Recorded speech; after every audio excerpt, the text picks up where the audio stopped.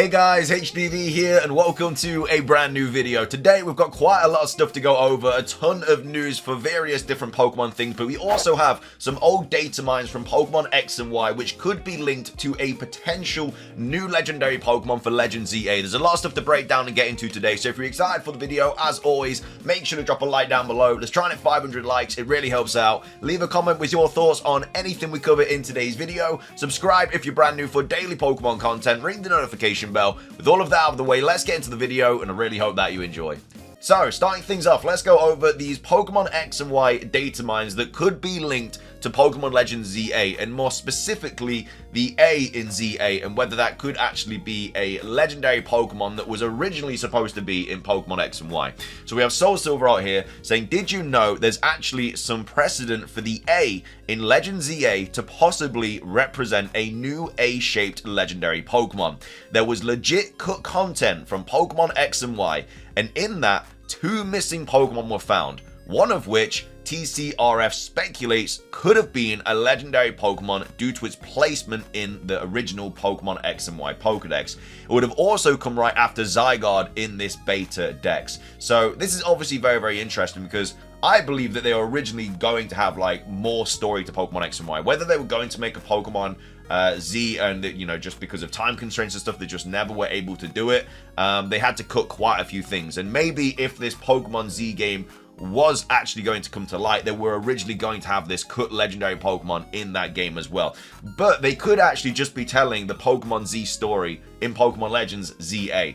And yeah, it would be set back in time, but this legendary could still have, you know, a part to play in this story. You know, why is it not just called Pokemon Legends Z? The fact that it's called Pokemon Legends ZA means that this A, whatever it is, this alpha thing, is surely going to have a big part to play in the story because it's literally part of the title. It's not just called Pokemon Legends Z.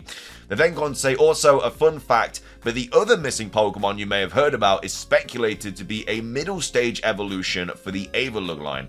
I'm always so fascinated by the idea of what they could have looked like, and maybe we'll see what this missing legendary Pokemon was in Pokemon Legends ZA. So, this is the actual kind of post here on the cut content page from the kind of I don't even know what it's called. It's like a cut content website. Either way, all the like cut content is here from all the old previous Pokemon games and stuff, but there's some very, very interesting information on here regarding other Pokemon games, but obviously we can link this back to Pokemon Legends ZA. So anyway, this is the main thing. So obviously we have Bergmite number 749, and then 750 was removed, completely missing due to its placement. It is likely there was an evolution stage between Bergmite and Avalugg initially planned. So we could always in the future just get, I mean, we already have had an Avalugg form in Pokemon Legends Arceus, which maybe is what this kind of middle stage could have been based on, but we may always just get a different Bergmite evolution in like a future Pokemon game, which could have been this cut kind of Pokemon. Then obviously we have Avalugg, Pancham, the Fletchling line, the Clauncher line, Spritzee line, Klefki, yada yada yada. And then when you go down to 771, it says completely missing. Due to its placement, this might have been an additional legendary Pokemon or a mythical Pokemon that was removed. Interestingly, the overworld model for Mewtwo in the Unknown Dungeon is the only Kanto Pokemon model that does not use the correct national dex number. Instead, it uses XXX1. This could suggest that Mewtwo's placement here might have been a later addition, as it doesn't match with any overworld Pokemon, such as the Zygarde in Terminus Cave, which uses 770 in its model name, matching the index order. So, some interesting stuff there about Mewtwo as well, but the main thing obviously is that there was most likely a cut legendary Pokemon in Pokemon X and Y, and I believe that it's probably got a good chance to be in Pokemon Legends ZA. You know, they might even, you know, reuse Mega Flygon or Mega Jinx, you know, these other cut Pokemon that were never kind of in the final game, but this legendary, they might have just been basing this whole game around now, which is why it's called Pokemon Legends ZA and not Pokemon Legends Z. It's very interesting anyway. There's also some extra information on this cut website, cut content website as well, about leftover Black and White 2 trainer data. So at the end of X and Y's trainer data, several trainers' party data from Black and White 2 can be found, all named unknown. This includes nearly every battle against Hugh, fights against Team Plasma Shadow Triad, and the Sharon Bianca memory link battles. So there was Black and White 2 data also left into Pokemon X and Y, which again could also be something, you know, we already know there's a lot of connections between X and Y and Unova. And so that might have just been like extra stuff they were going to put into Pokemon X and Y, which could always be stuff that they put in Pokemon Legends EA. You know, there might be ancestors of Hugh or, you know, Sharon or Bianca or someone like that in Pokemon Legends EA, you know, before they move to Unova or something. Might even have the royalty of Unova in Pokemon Legends EA, because there are also rumors that potentially the Unova kind of royal family were in Kalos and then moved to Unova and then started the kind of monarchy there. So yeah, there's a lot of links, and again, it could be more kind of hints towards Generation 5 stuff that we may get, you know, potentially this year. I also wanted to quickly go over as well this, because a lot of people are kind of speculating that the A could actually be Rayquaza for Pokemon Legends ZA. So we have Soul Silver right here saying, I never brought the Rayquaza is the A Pokemon in Pokemon Legends ZA theory. I can't see Game Freak taking another third legendary from a completely separate generation and region and making it as crucial / equal to the plot as Zygarde. But then Zygarde showed up as an obvious counterpart to Rayquaza in the Pokemon anime, and I'm at least slightly open to the idea. Them acting as flying and ground third legendary counterparts adds up, especially if there's a sky area / map, an underground area / map in the Lumiose City of Pokemon Legends ZA. And even ancient Rayquaza being able to naturally Mega Evolve is sus in terms of Mega Evolution lore, but that's about the end of the connections. Many people are saying that the A in Pokemon Legends ZA could be the Greek letter Lambda, or Lambda. I'm not sure if I'm pronouncing that right. We've covered it a couple of times in videos, but I think I might be pronouncing it wrong. And while it might possibly have a double meaning, the title is confirmed in both English and Japanese to be Legends EA. The Greek equivalent of our A is Alpha, not Lambda. Lambda represents our letter L. On top of that, Mega Rayquaza has a very similar Greek letter theme to it, but that's also not Lambda, nor is it our letter A. It's Delta, which is equivalent to our letter D. Delta is a closed triangle, so Mega Rayquaza's jaw, markings, and the shape its entire flying body makes are meant to be the Delta symbol, hence why it was called the Delta episode in Pokemon Omega Ruby and Alpha Sapphire. We know this because in Auras, Mega Rayquaza is called the Delta. Its ability is Delta Stream, and its whole story is the Delta episode. So Omega Ruby and Alpha Sapphire is the only game to have this Greek alphabet theme, with Omega being Groudon, Alpha being Kyogre, and Delta being Rayquaza. I think this scene was to stress that these are primal / ancient forms of these Pokemon, so they had original names in an ancient language. The same is not true in Pokemon X and Y. They use more modern letters. I'll admit the triangle shape on Mega Rayquaza's head looks like a lambda because the bottom of the letter is open. The problem is Lambda, Delta, and Alpha all look very similar. So we will just have to think logically. Would Mega Rayquaza, who is the literal Delta Pokemon, be both the Delta and Lambda Pokemon? And what does that have to do with the confirmed name Z, our modern A? Personally, I think the Delta episode was its own complete story and it won't cross over with Pokemon Legends ZA in a big way.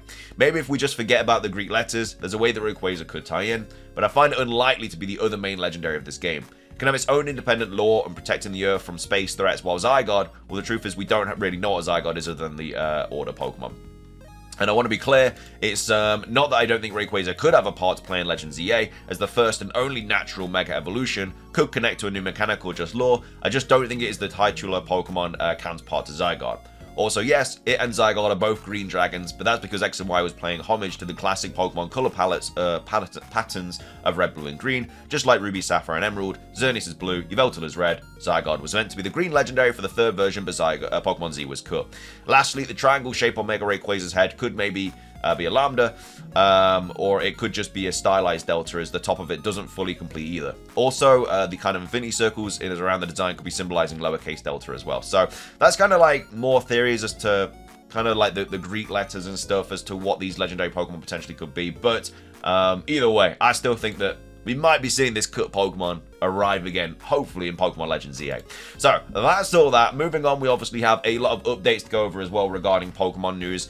So the first one is Cerebi here tweeting out saying, Cerebi update, the Pokemon Scarlet and Violet Mighty Meganium Terra Raid Battle event has begun its second run, with Blissey returning as additional raids. So it runs until the 12th of April, 23:59 UTC. So this is the information about it. Obviously, Meganium has Seed Bomb, Zen Headbutt, Body Press, Curse, Reflect, Light Screen, and Bulldoze with the Leaf Guard ability. Obviously, you can can get your Herba Mystica from this as well, so definitely worth grinding just to try and get the extra Herba Mystica.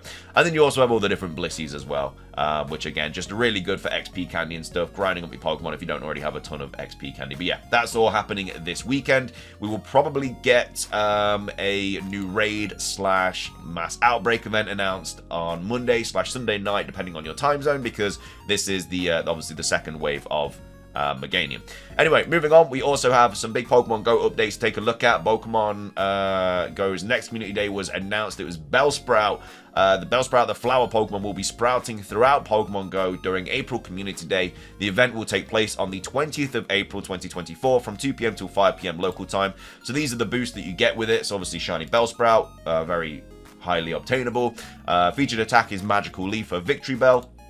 We then also have 3 times Catch Stardust, so that's really, really useful. 2 times Catch Candy, 2 times Candy XL Chance, 3-hour Lure modules, 3-hour Incense, including the daily, Snapshot Surprise, plus 1 special trade, so that's obviously very, very good. And then also minus 50% trade Stardust cost, so get those trades in, why not? And then also you field research tasks of Stardust and Great Balls, and then look out for the special Community Day Pokestop showcases as well. Moving on though, we do also have a few other things to go over for Pokemon Go 2. So Pokemon Go news, this was tweeted out by PLDH. Necrozma has been officially revealed, debuting in Go Fest 2024's raids, first in live events, then in global. Its Shiny and Buzzwole, Pheromosa, and Xurkatrees will be available. Though only ticket holders will encounter Necrozma's Shiny during the live events. Here's a breakdown of the 5-star raids that will be available throughout this year's Pokemon Go Fest events. There are 2 unrevealed Pokemon, and all available Ultra Beasts and Necrozma will have their Shinies released. Also in global raids, Espeon and Umbreon in Scarves. So obviously in these are the different locations with the different Ultra Beasts and stuff like that. I don't know what the unrevealed ones, maybe they're Blacephalon and Stakataka. I'm not sure if they're in the game at the moment. I highly doubt it. But yeah, it could be, yeah, you know, Blacephalon in these 2 areas and then like Stakataka in like these areas. I'm not really too sure. But either way, that's some more Pokemon Go stuff. And then we have some more Pokemon Go stuff as well, which was just announced yesterday, I believe, on the 11th of April. So it says big updates to Pokemon Go are coming soon. And then it says get ready to rediscover Go. So I have no idea what this is. Obviously, there's a lot of Kanto Pokemon here. So maybe it's some big Kanto event happening. Who knows? But either way, that hopefully we get some more information about that. The trailer doesn't really give off much. It's just all the Kanto Pokemon kind of just popping up. But either way, that's all the Pokemon Go stuff. Moving on, we have another update about the Pokemon Horizons anime. So we have Cerebi here tweeting out saying, Cerebi update.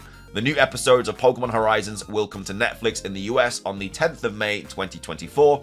I don't know how many episodes are even available at the moment, but you're going to get a few more. I don't know how many are going to come out. Do they usually do them in like waves of 10? I'm not entirely sure.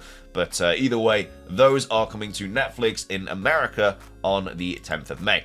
Moving on, Cerebi update. Falinks is to be added to Pokemon Unite as a playable character on the 25th of April 2024. I think this was datamined quite a while ago with Miraidon and I think it was like Ceruledge as well, and then Falinks. We was expecting it to get announced on Pokemon Day. I can't remember if it was.